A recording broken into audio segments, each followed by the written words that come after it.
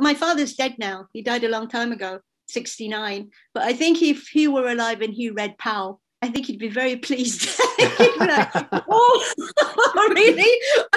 Really? Could that be me? Oh my goodness, I'm fantastic. You know, I think he wouldn't recognize himself, but the Pal that's being portrayed in the book, he'd think was a fantastic chap. And I really wish that he was more like him, because he's not my father at all. But I think my dad would have liked to have been Pal.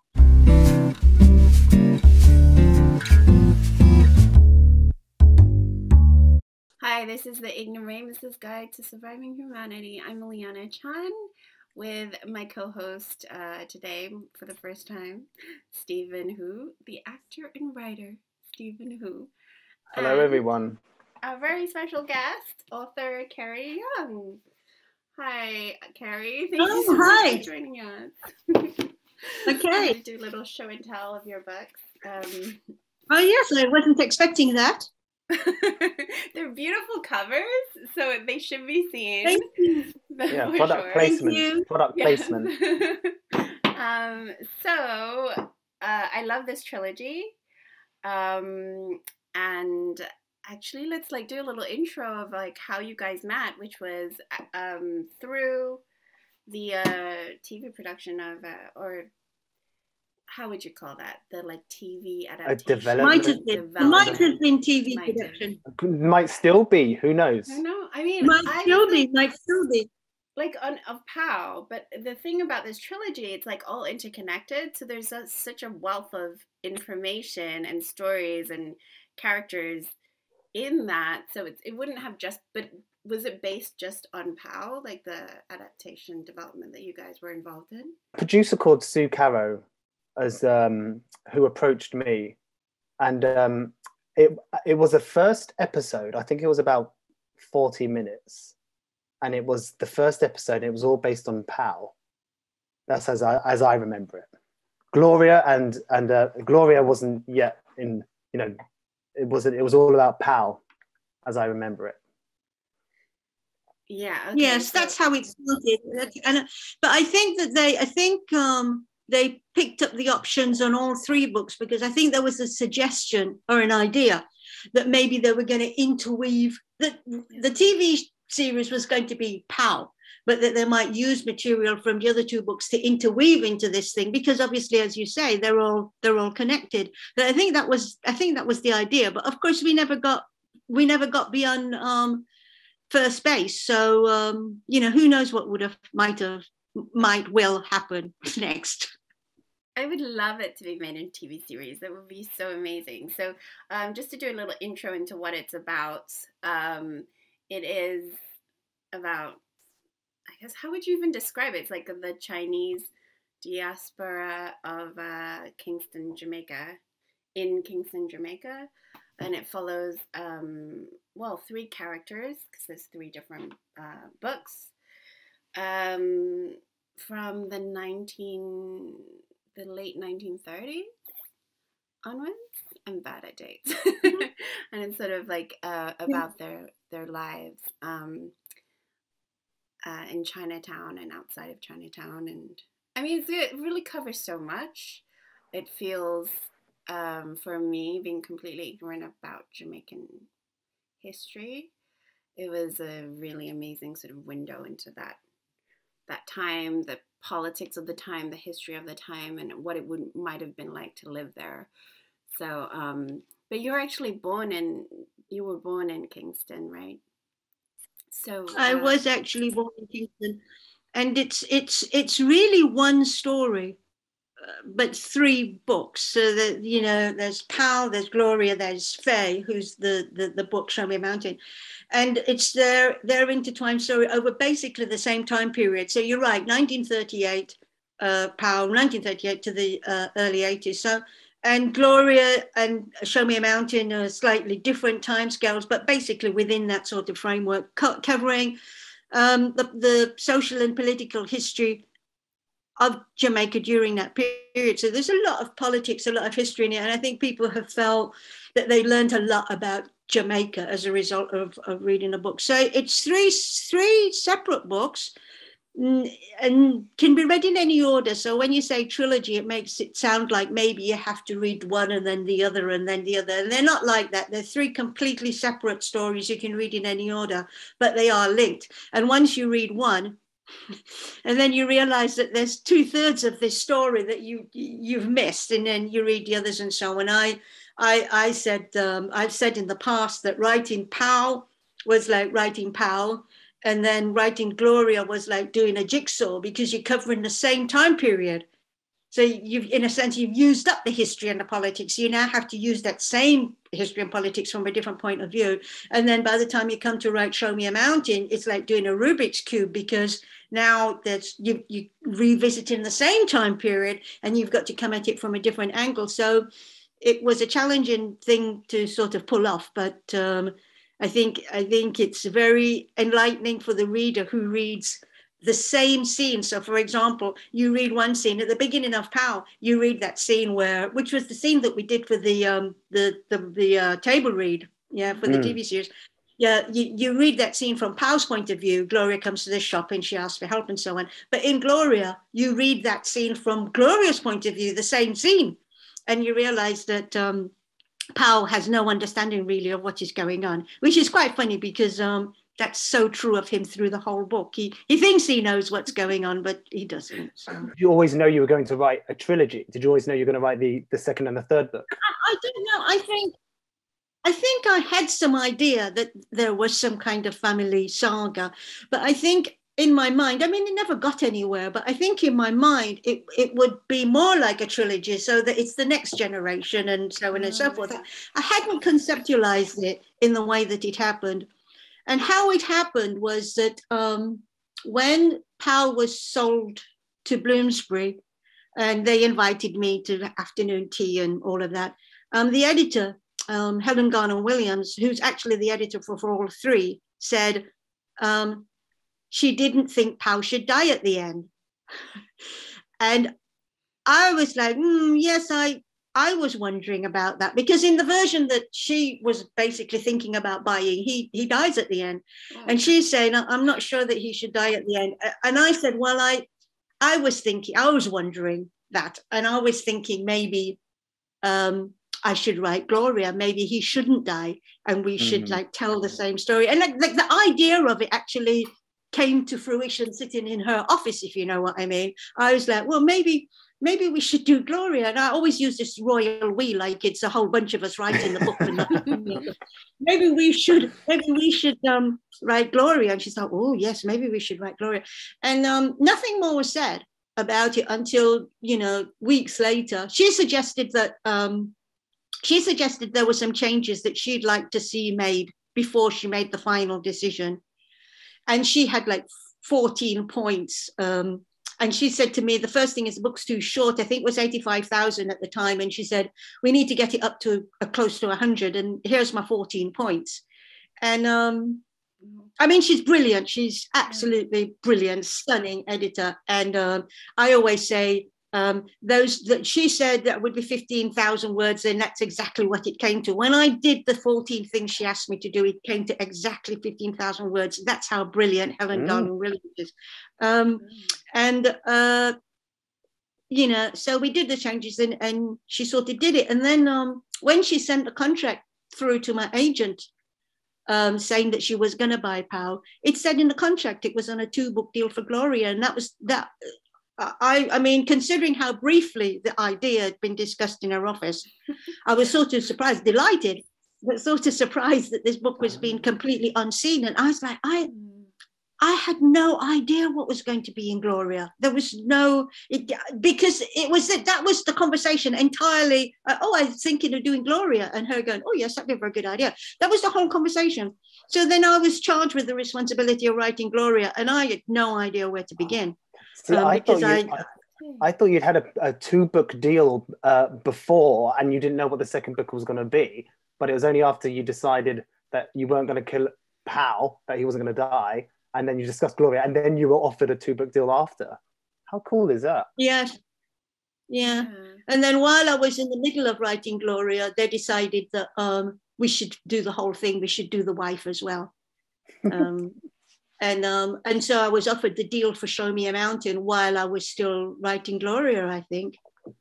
That's so interesting too, because Faye is the character that I think maybe is most misunderstood in Pow and Gloria, at least. At least she's kind of unsympathetic in a way, even though I think like sort of like objectively I can understand her situation, but the way it's written, I hadn't that much sympathy for her. So I think it's really, yeah, it's actually really amazing that you got to do the third book and it wasn't planned beforehand. It's kind of fascinating for me. That was quite a challenge because when I wrote Pow, I had no idea I was going to write Gloria and then Show Me Mountain. When I was writing Pow, I was just writing Pow. So Faye's quite unsympathetic.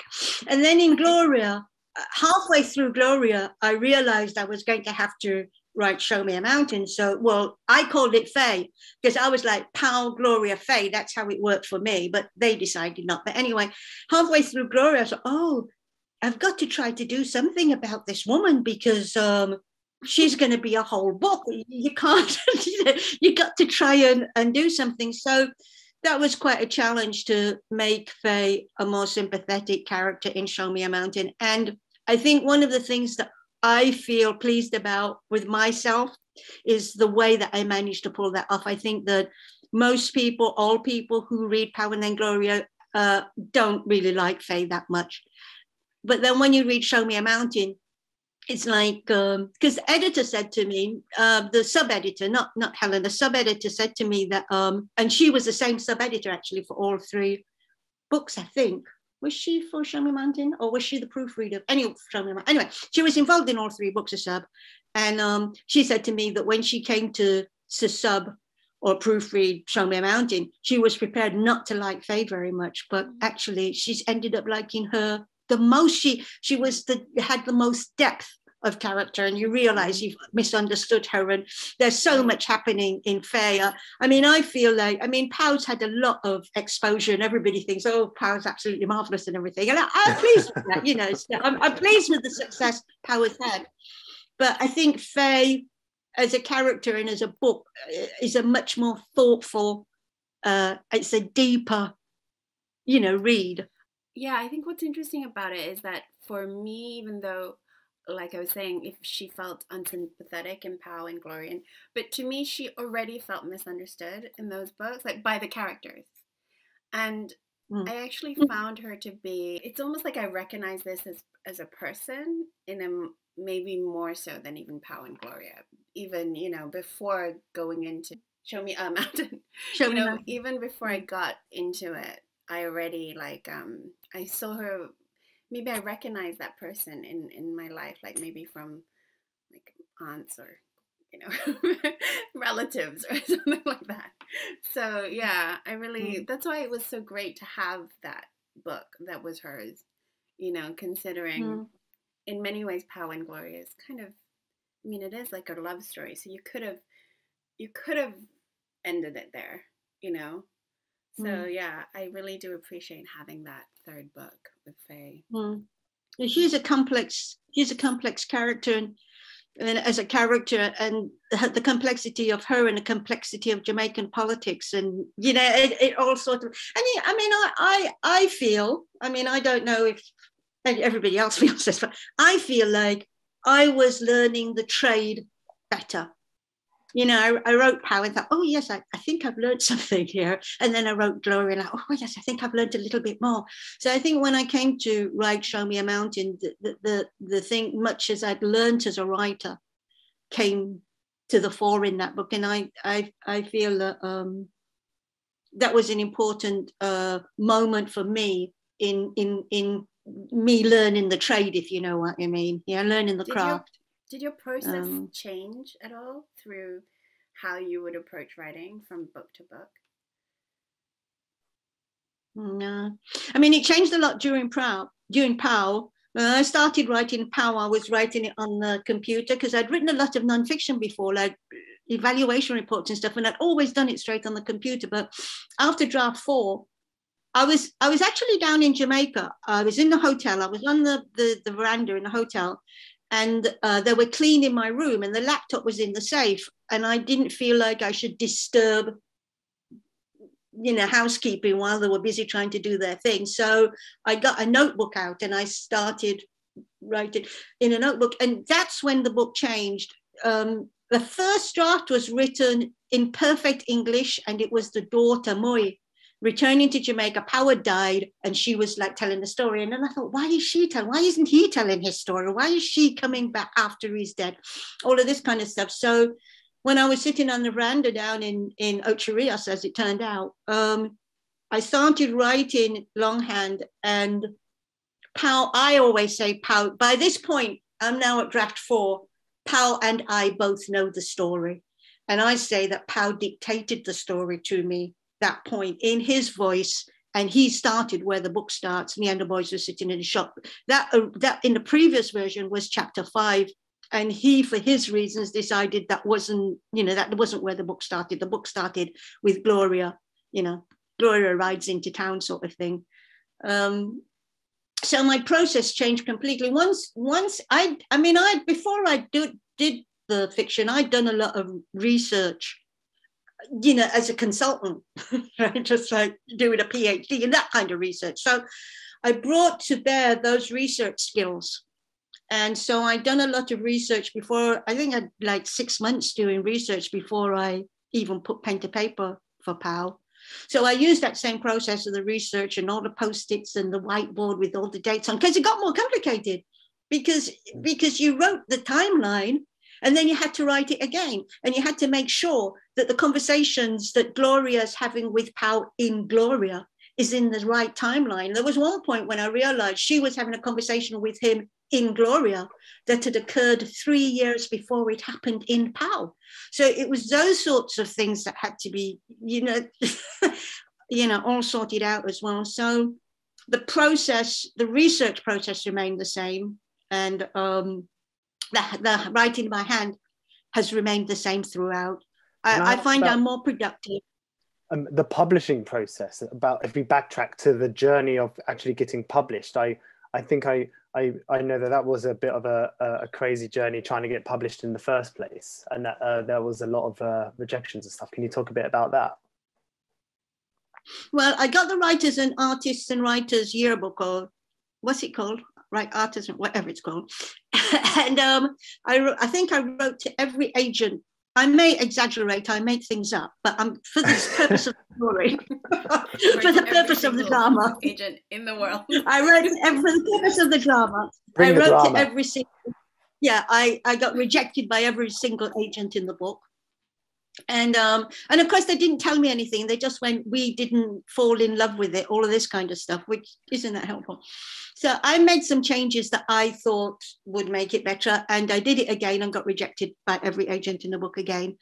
And then someone that I knew said to me that she knew someone who'd just, I think she'd left Penguin or left Faber, I can't remember anyway, and she'd set up as a literary agent. She didn't have any clients, and maybe I should try her. So I did, and I was her first client, and Pao was her first sale. Oh, wow. Yeah, so that makes me, and even though I've left that agency now, I think she still has my picture, I think, on the website.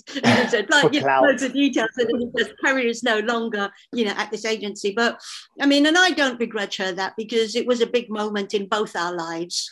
Do you think that in the beginning those rejections were something to do with the subject matter being something that's incongruous to them as an idea, as a concept, Chinese Jamaicans?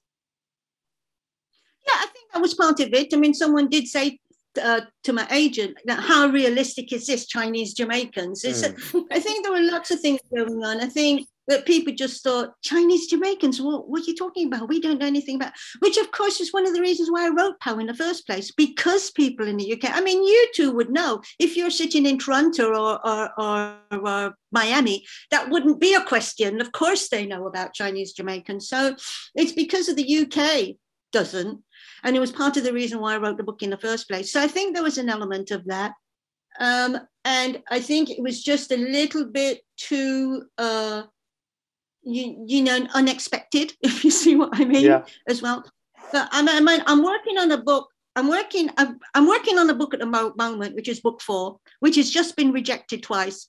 And someone was asking me about it yesterday, and I said, well, you know, it's disappointing, but it forces you to write a better book.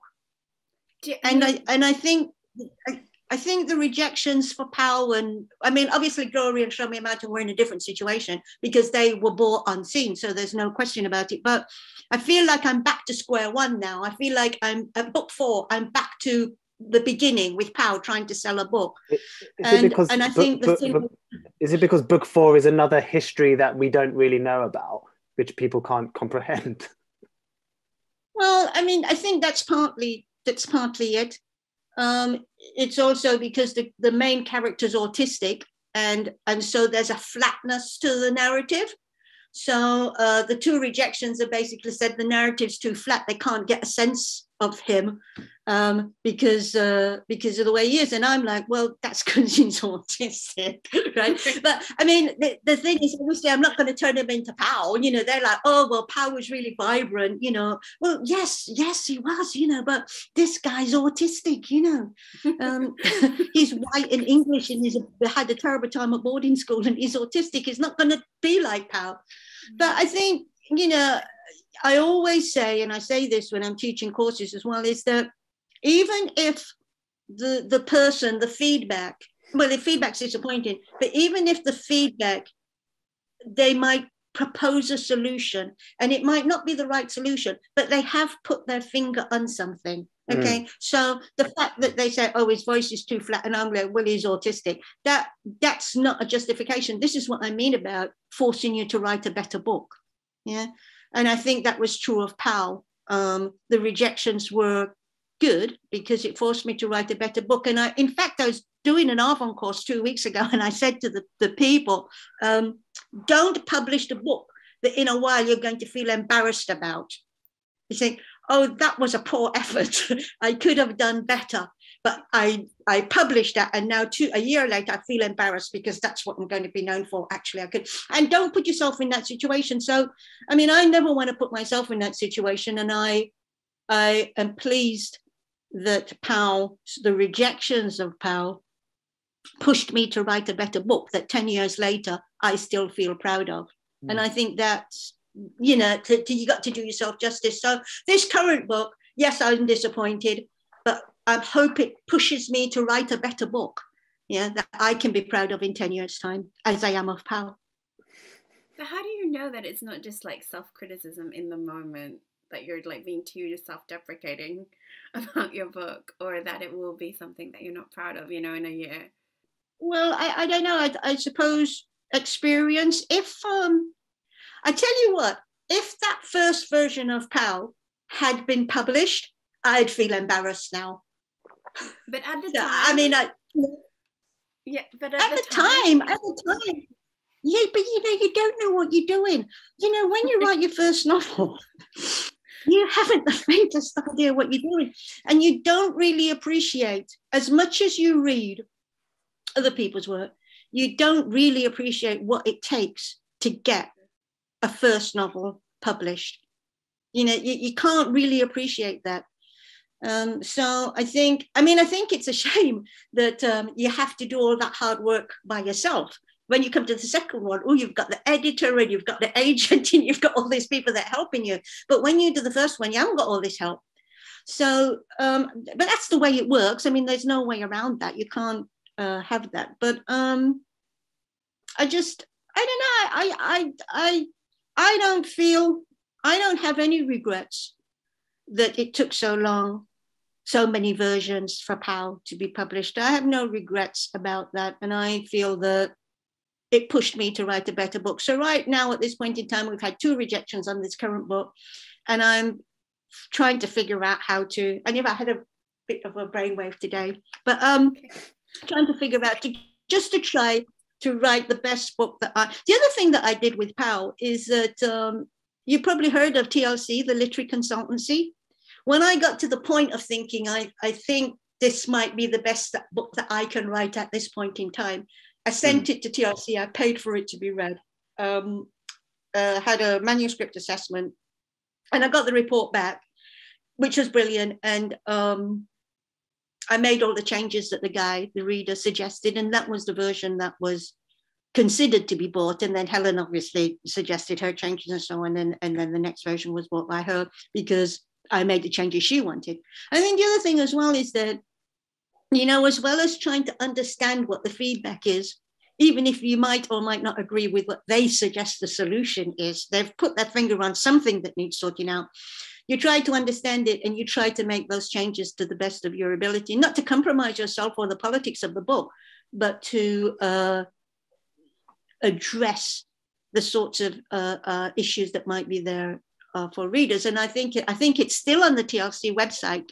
Me quote going, that was the best 500 quid I've ever spent in my life. So, you know, I'd say to people, have it read. I mean, later on, of course, you have an agent, you have people that are doing this, but for the first book, you don't have that kind of support. Well, as an author, I've worked for the last 5 years on and off in a special school. So my life has been consumed with teaching autistic kids Chinese and English and drama and stuff. So if you need you want to hear my experiences with autistic kids, which are up and down and left and right and sad and hilarious all at the same time, I can let you know about that. Well, thank you, Stephen.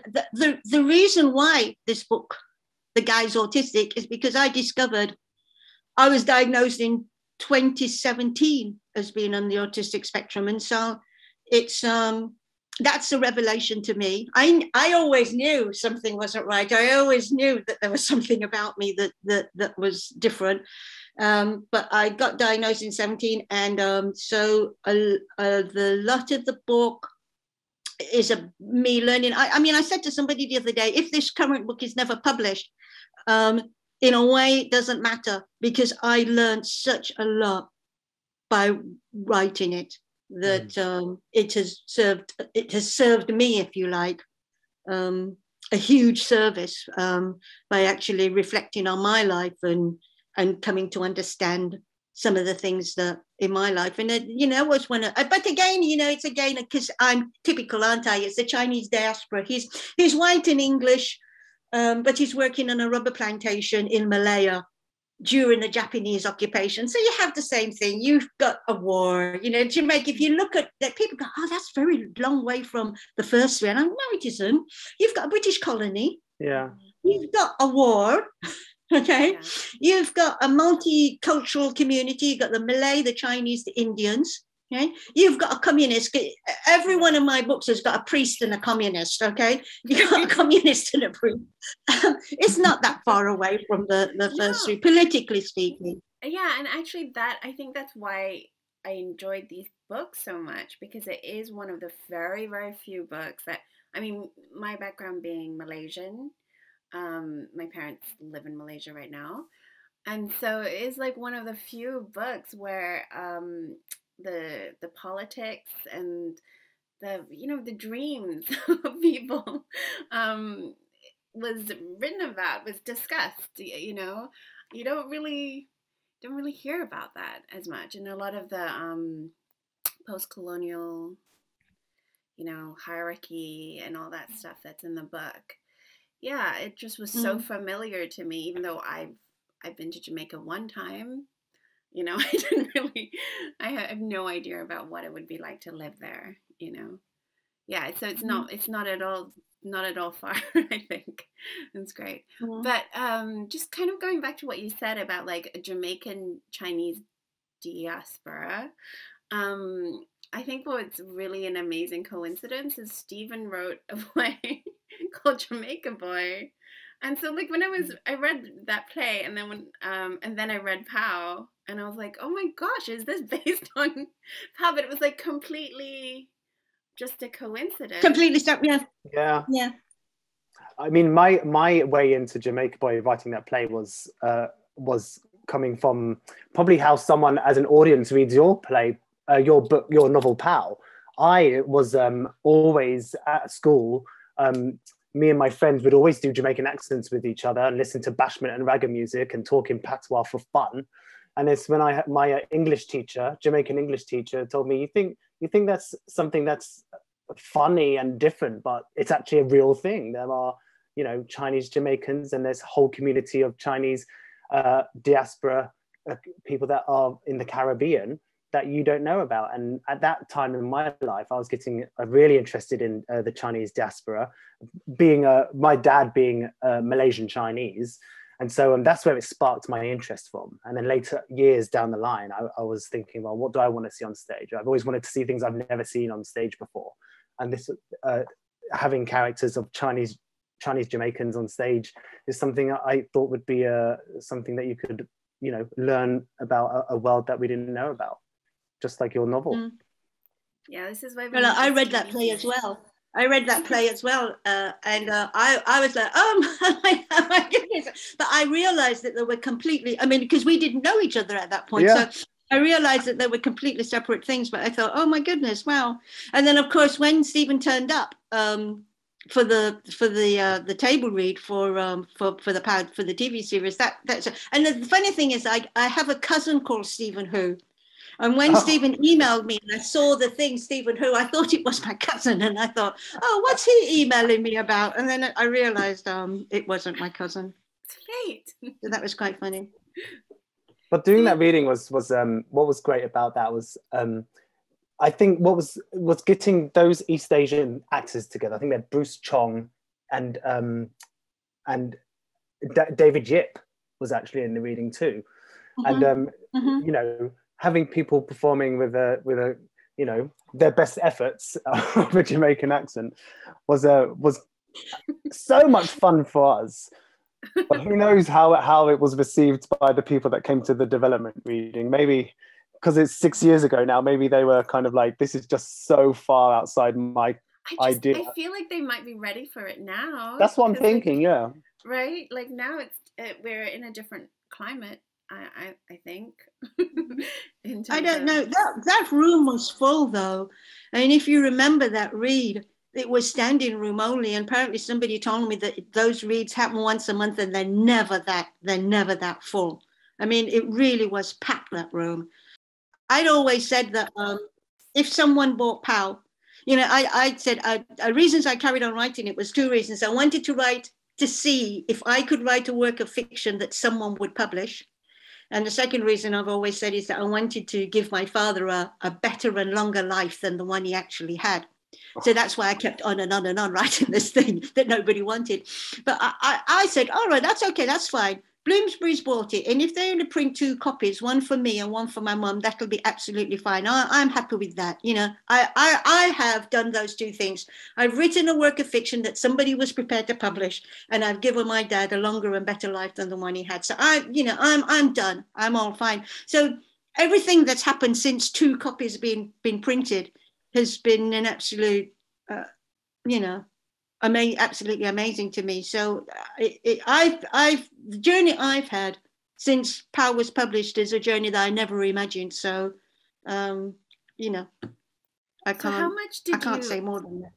So how much did you actually but how much of your father's life it actually inspired POW? Like, very curious about that. Well, if you imagine, I'll give you 2 answers to that, right? If you imagine that you're like 5 years old, you have no idea what is going on, okay? So when you're 5 years old, you'll witness things that you have no understanding of what's going on. And then when you're, how old was I? I can't remember, much, much older. You decide that you're going to make up what you think might have been going on, which obviously is not the truth. Right? It may be, or it may not be. You actually have no idea, okay? But you get this germ of an idea from a child's misremembered whatever, and then you make it up. So, I mean, most of what's in POW isn't true, and I know it isn't true. It's not even me saying, I think I remembered that. Well, I don't remember that. I'm just, there's this fanciful Chinese chap wandering around Kingston up to no good, which is, when I was a kid, I didn't even think it was no good. I just thought that was like life. It was only as an adult you think, oh, hang on, Well, hang on a minute. So it's made up. At one point, I think I say Pow is my father, half remembered and half imagined, but I don't think it was half remembered. I think it was half imagined and half imagined.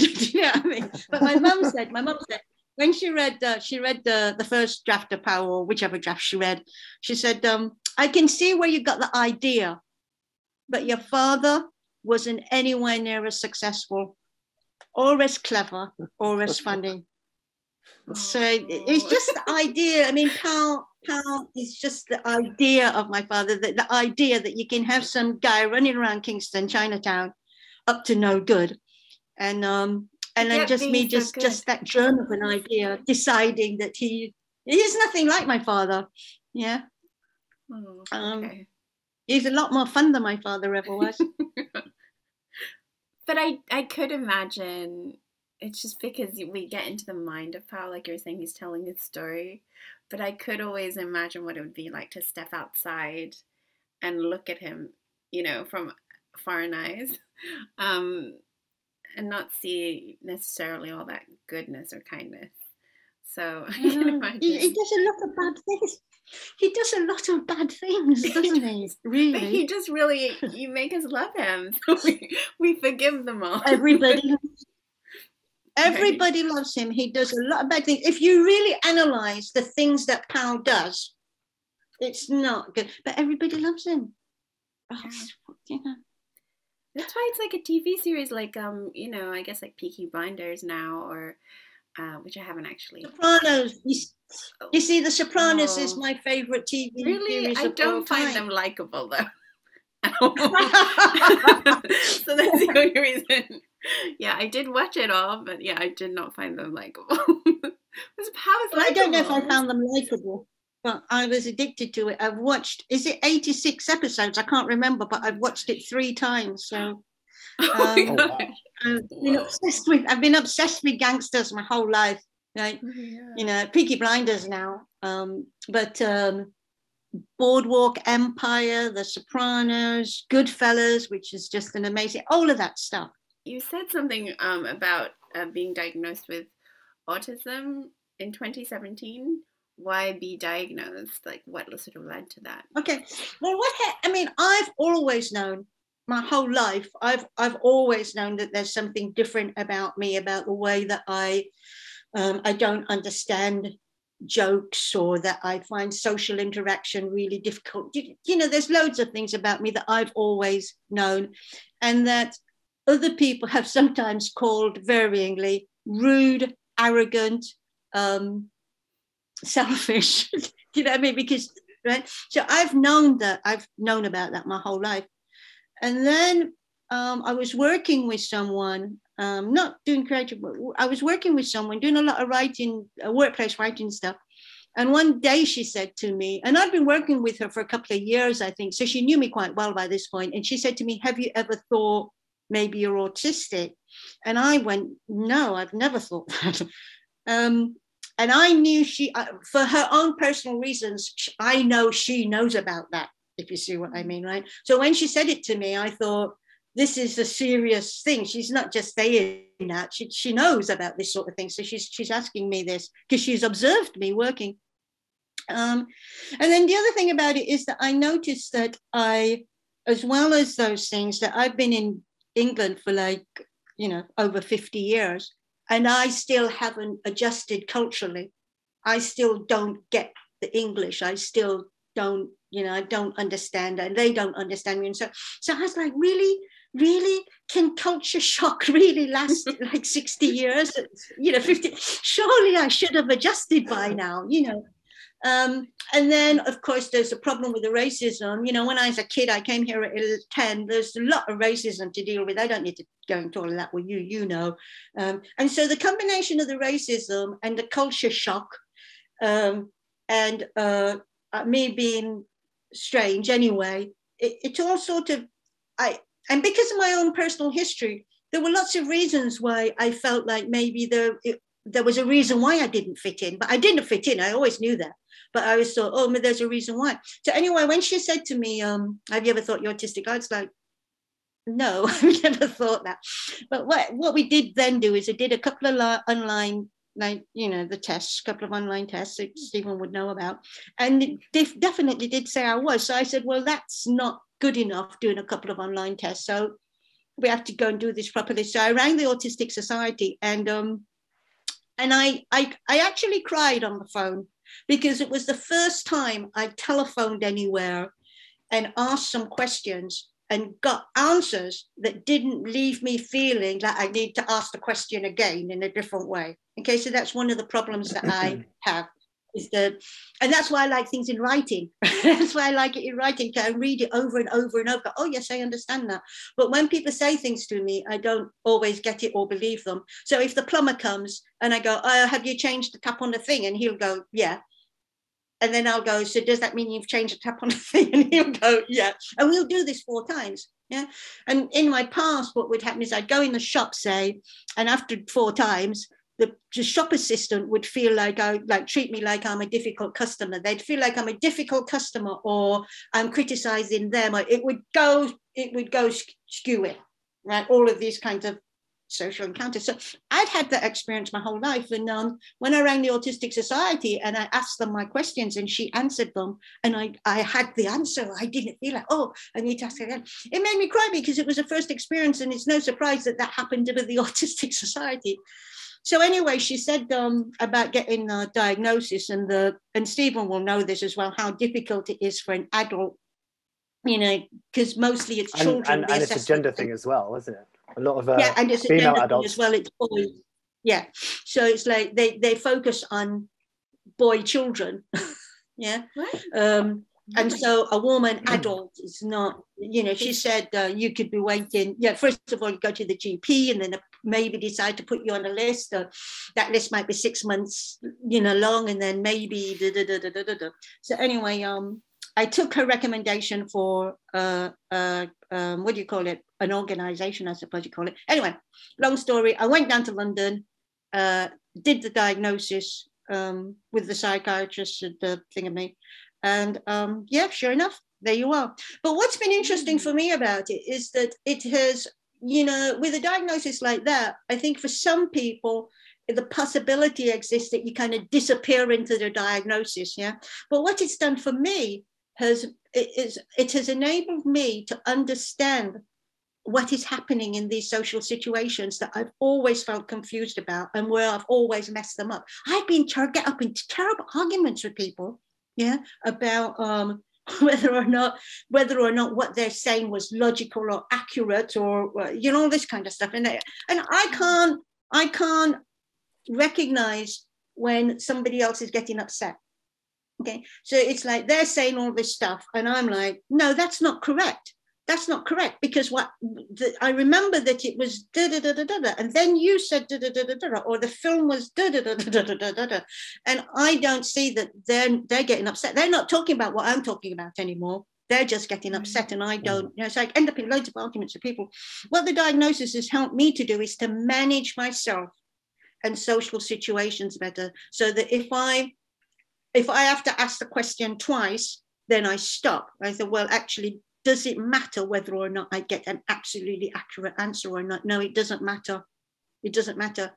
You lost the keys. Was that before or after you went to the dentist? It actually doesn't matter. To keep asking that question, the other person just gets upset. The point is the keys are lost and something's got to be done about it. But so if I say now to the plumber, I'm autistic, I'm going to ask you 4 times whether or not the so-and-so.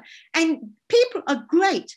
The plumber is great. He because he's not getting irritated. He doesn't feel like I'm not listening to him. He doesn't feel criticized by me or whatever. He knows, he understands what is happening. Yeah. I have to have information. I was trying to claim, I'd done some work for a university. I was trying to claim the money. The admin person was trying to help me claim the money. And she was like, I can't go with that. I have to go, okay, is that correct? Then is that correct? You must answer the question by saying yes or no. Is that correct? Yes.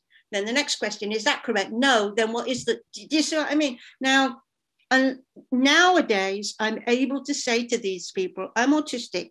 This is what's going to happen. Okay. And it's made everything go much more smoothly because they understand what is happening and they feel like they're being helpful rather than before they felt like they were being judged. Right. Yeah? Which puts them in a better frame of mind, and which enables me to ask and gather information in a way that I can manage. Okay, so from a social point of view, it's been hugely, so it's like nowadays, if I have to, not nowadays because we've got COVID, but in the old days when you go and I do a function, say I read a thing, and then it's this awful moment where you're supposed to stand in the bar and network, which I can't do.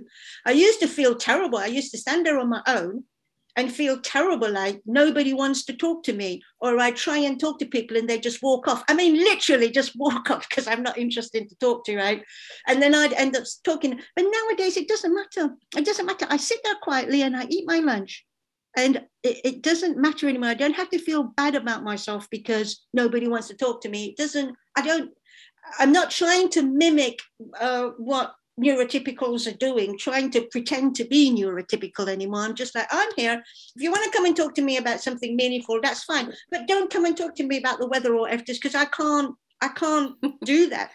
I don't like doing it. So it made my life better, and it's helped me also to understand why you see, the other thing is those autistic traits have helped me, because it means I can write the same draft of POW 7 times over and over and over. I was just going to ask, like, it's a gift in a way. Editor says you have to rewrite it, I go, oh yes, I'm very happy. I'll go off and I rewrite it. Do you see what I mean? So it's like those traits have worked.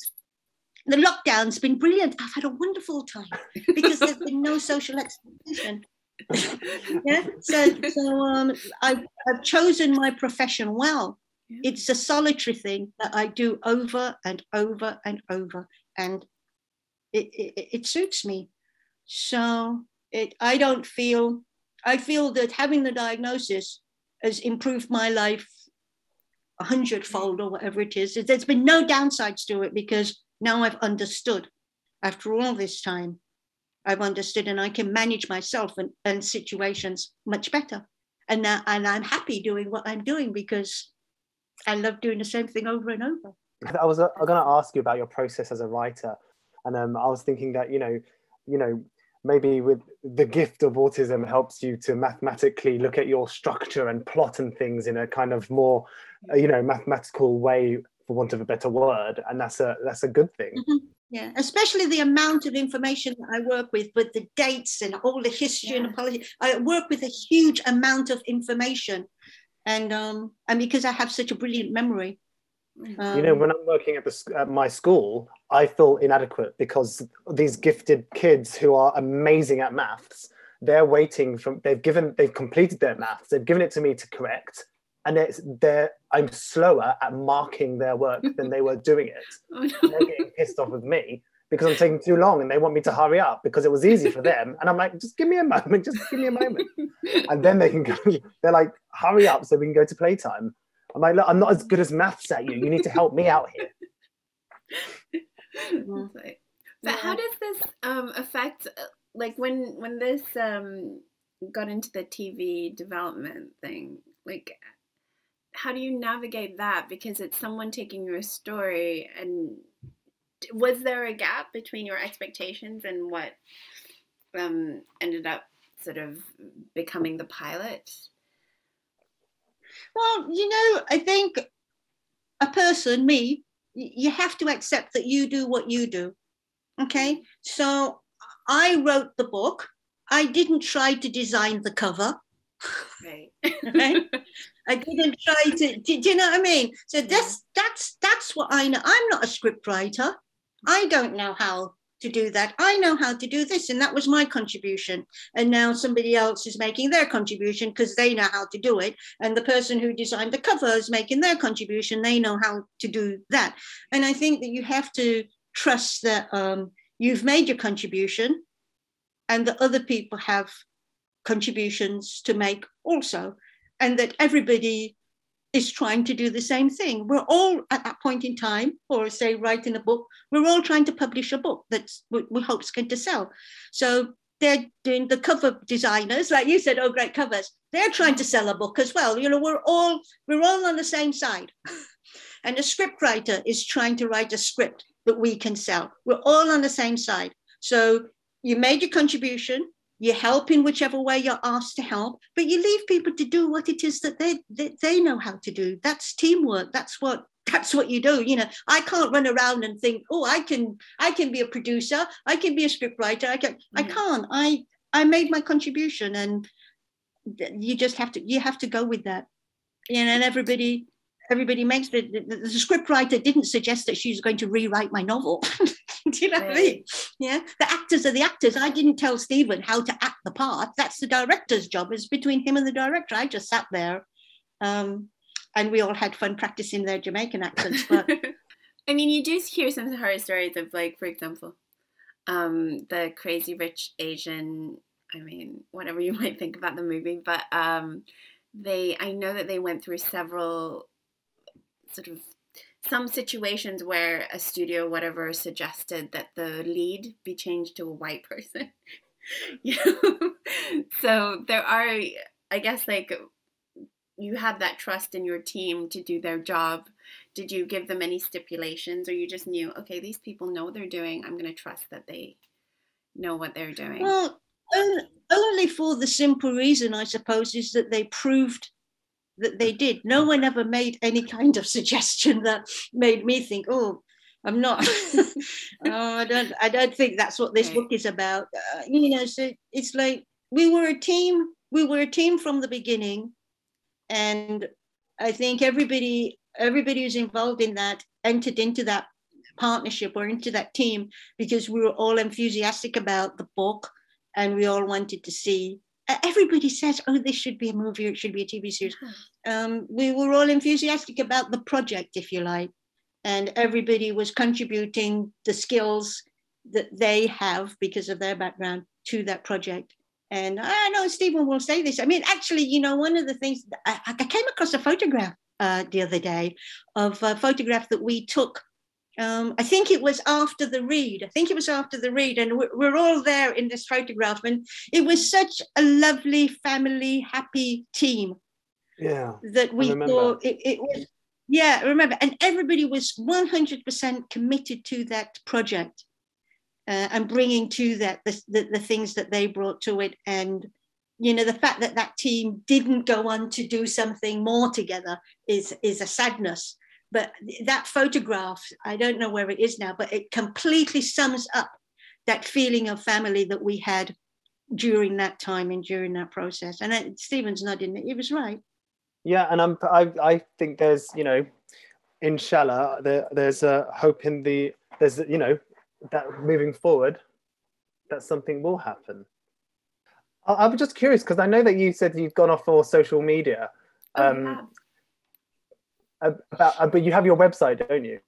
It's a very basic website. I stripped it right down and removed everything personal from it. So it's just, there I am, here are the books, info at kerryyoung.co.uk. I removed everything. I just, I don't know, I just felt like the books, someone said to me at the end of an interview, where can we find you? And I was like, what do you mean? Where can you find me? She's like, you know, on social media. And I was like, you can't find me. Don't find me. You know, read the books. Love that. That's my contribution. My contribution is not me. My contribution is the books. So if you enjoy the books, you enjoy the books. You don't need to know what my favorite color is, or where I went on holiday, what flavor ice cream I like. You know, that's not my contribution.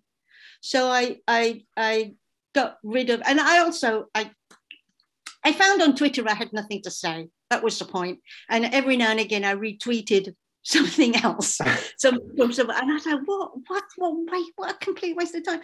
And I was using Facebook to notify. I only ever used my Facebook page.